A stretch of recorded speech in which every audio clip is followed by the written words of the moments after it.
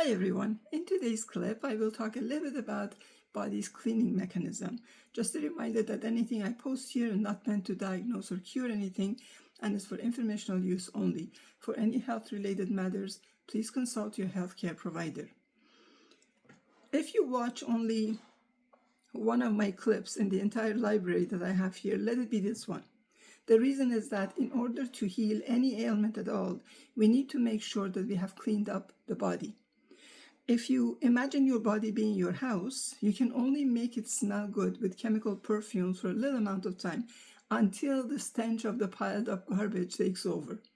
In order for your body to absorb nutrition and heal itself sort of properly, you need to make sure of three things.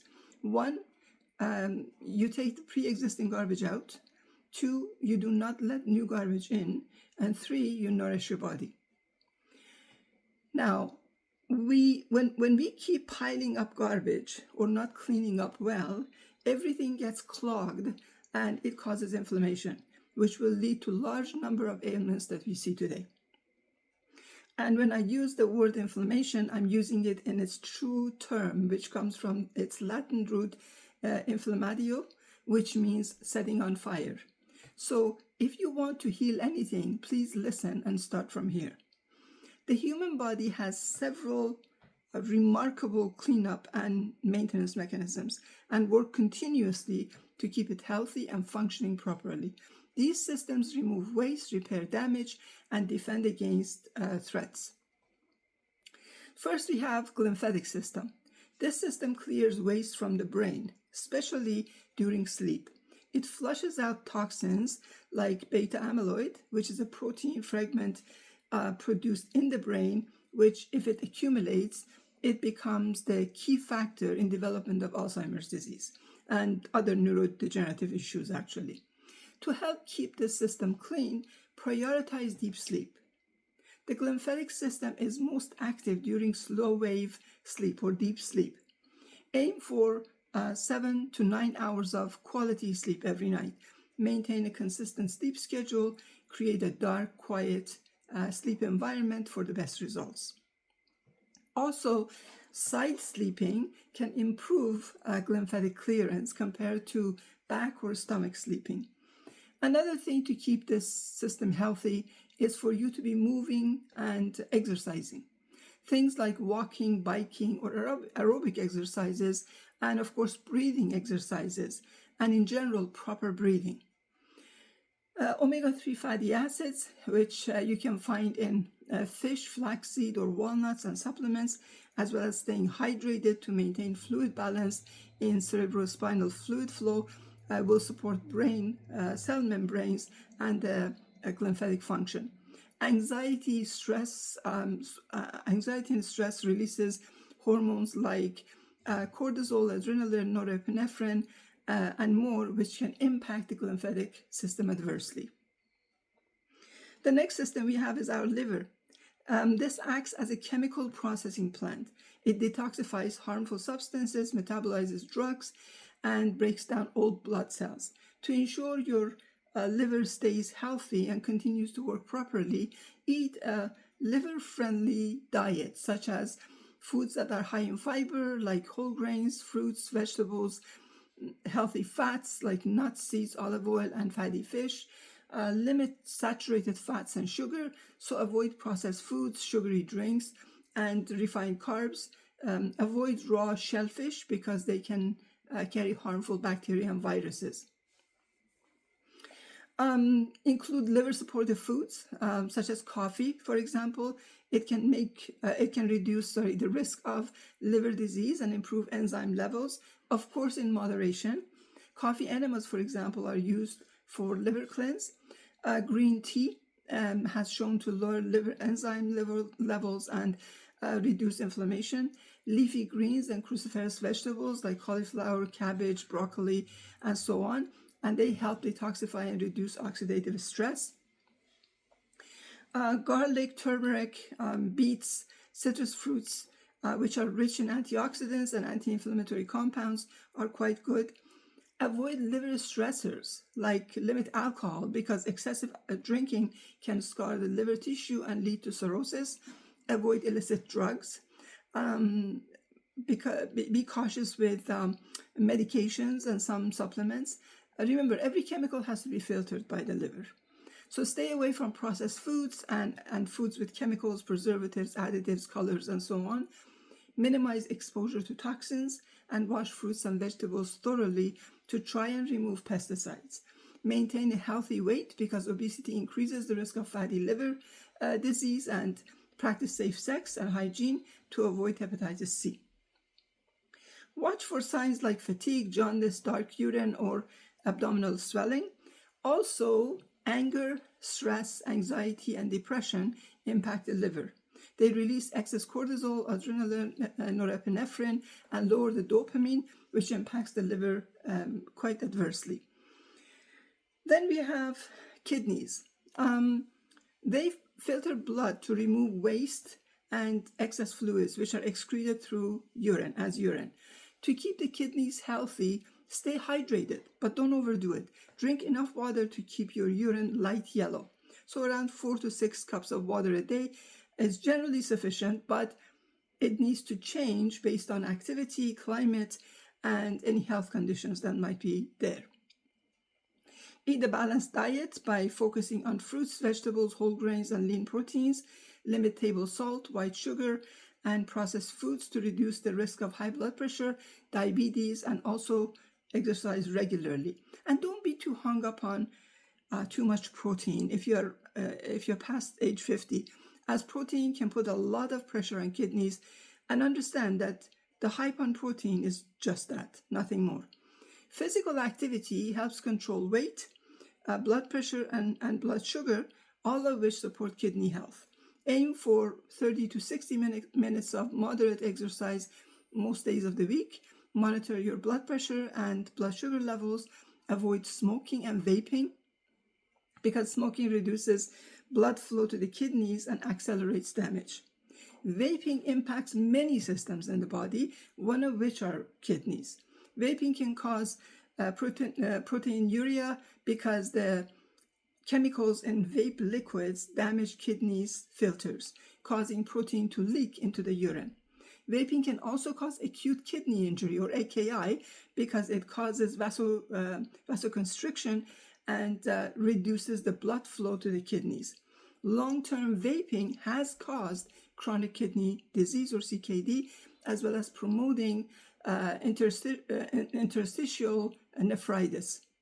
Now, frequent vaping, like 3 or more times a week, is linked to a significantly higher risk of CKD, even in non-diabetics. While I'm on the topic of vaping, this impacts a whole lot more than just kidneys. It impacts the respiratory system. Vaping can cause bronchitis-like symptoms, asthma exacerbation, and even ICU-level respiratory failure in severe cases. So it has a major impact on lungs. We actually have a set of disease under the name vaping-associated lung injury, or VALI. Vaping also impacts cardiovascular system, as it causes arterial stiffness. Acute exposure sort of raises heart rate and blood pressure.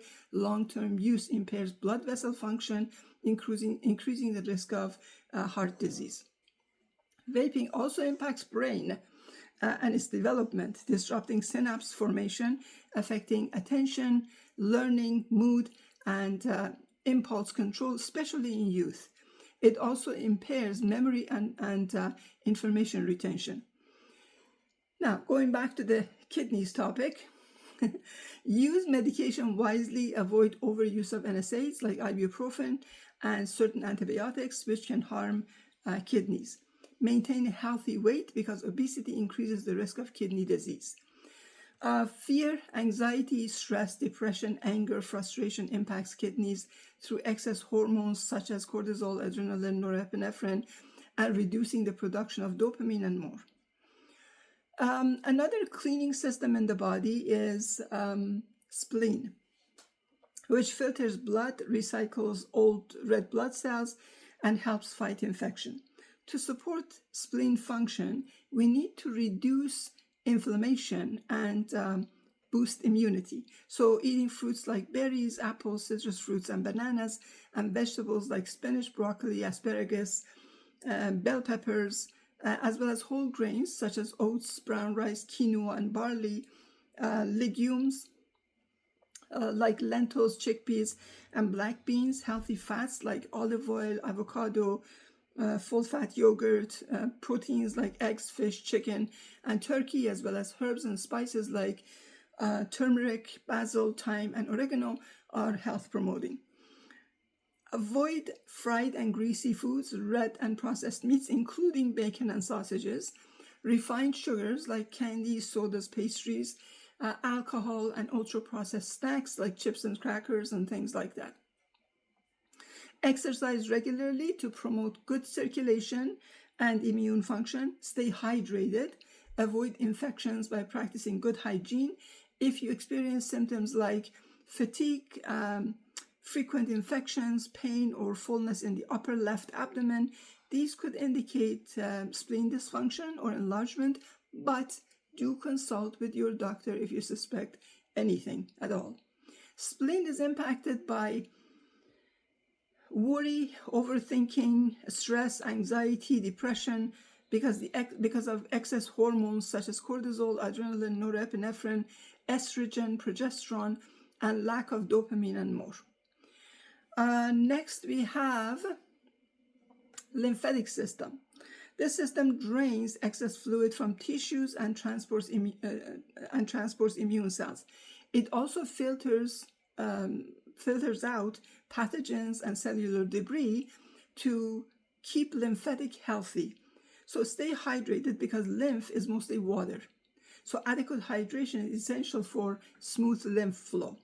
Move your body. Unlike blood, lymph doesn't have a pump like the heart. It relies on muscle contractions. So activities like walking, yoga, stretching, and rebounding exercises like mini trampoline are excellent. Practice deep breathing, such as diaphragmatic breathing, which acts as a pump for lymph flow.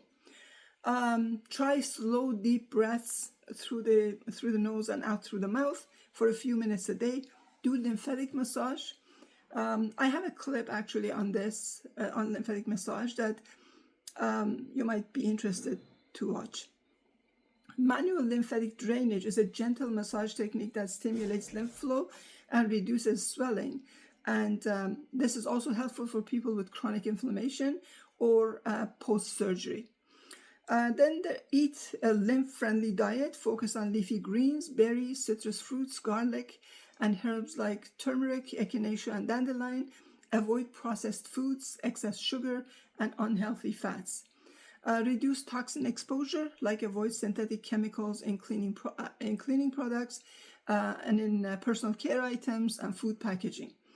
Doing dry brushing using a natural bristle brush on dry skin before showering can sort of stimulate lymph flow. And remember to brush towards the heart in gentle circular motion. Limit table salt and simple sugars, as they can lead to fluid retention and inflammation, slowing lymphatic drainage. Watch for signs of lymphatic stagnation, such as swelling in limbs, fatigue, brain fog, frequent infections, and joint pain. Lymphatic system is impacted by stress, anxiety, suppressed emotions, and depression because of excess hormones such as cortisol, adrenaline, norepinephrine, and lowered oxytocin and dopamine. Next cleanup system is the one for cellular cleanup. We have autophagy, a process where cells digest and recycle damaged components. It's crucial for cellular health and is activated during fasting or stress. Then we have proteasomes, which is the breakdown of damaged or misfolded proteins inside the cells. Cellular cleanup is also impacted by similar emotions of stress, depression, suppressed emotions, and emotional trauma. Next, we have the respiratory cleanup, or mucillary escalator. In the lungs and airways, mucus sort of traps dust and microbes and cilia to move it upward to be expelled or swallowed. Grief and sadness, stress, anxiety, fear, and depression impact the lungs through excess production of cortisol, adrenaline, and reduction of serotonin. Then we have digestive cleanup. One of them is colon. This eliminates solid waste and absorbs water and nutrients. To care for your colon, you eat high fiber diet because fiber helps move waste through the colon and supports a healthy gut microbiome. Aim for 25 grams a day for women and 38 grams a day for men. Best sources are fruits, vegetables, legumes, whole grains, nuts, seeds, and psyllium husks. Also remember that fiber intake and the colon itself require water to move, so stay hydrated. Exercise regularly because physical activity stimulates bowel movements and reduces inflammation. Avoid smoking and limit alcohol, and manage stress, as chronic stress can disrupt digestion and the gut flora. Practice relaxation techniques like meditation, yoga, or hobbies. Practice mindful eating, meaning chew food thoroughly and eat slowly to aid digestion, and avoid overeating and highly processed foods. Grief, stress, anxiety, depression, and suppressed emotions impact the colon through excess production of cortisol, adrenaline, norepinephrine, and reduction of serotonin. Second part of digestive cleanup is related to gut microbiome. They help break down food, produce vitamins, and protect against harmful microbes.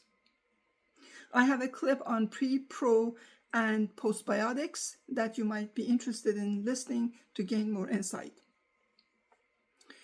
Then we have skin and exocrine system, which includes sweat and sebaceous glands to help eliminate waste and regulate temperature. We also do skin shedding, in which dead skin cells are continuously shed and replaced.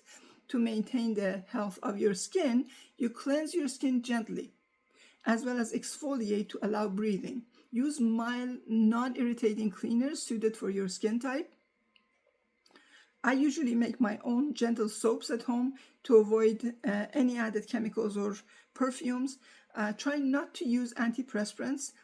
These products not only do not allow proper body cleansing to take place, but also cause a variety of issues from excess aluminum and cancer risks to hormonal disruptions, kidney issues, skin irritations, neurotoxicity, and a whole lot more. Stay hydrated. This topic shows up for any cleaning and elimination system in the body. Use natural moisturizers to nourish your skin. I have a clip on face and body oils that you might find useful to watch. Focus on antioxidant-rich foods like berries, leafy greens, nuts, seeds, and fatty fish. And again, avoid processed foods, simple sugars, and excessive meat, which may contribute to inflammation and aging. Also, of course, manage stress, as chronic stress can trigger skin issues like acne, eczema, psoriasis, and practice mindfulness, yoga, or breathing exercises to reduce the cortisol levels. Avoid smoking and support sweat and oil glands. So, grief, stress, anxiety, depression, suppressed emotions impact the exocrine system through excess production of cortisol, adrenaline, norepinephrine, and reduction of serotonin, dopamine, and oxytocin, and imbalance in thyroid hormones. Last but not least, remember that anytime you start doing a cleanup in the body, you might go through a die-off period. Die-off period is when the body dumps the garbage into the blood and lymph to be carried out, and you might feel at that point exhausted. You might get headaches, general lethargy, and a whole lot more. I also have a clip on binders, which are to help clean various toxins that you might find beneficial at this point to watch. Hope this has been helpful. Like and follow for more. Be the light.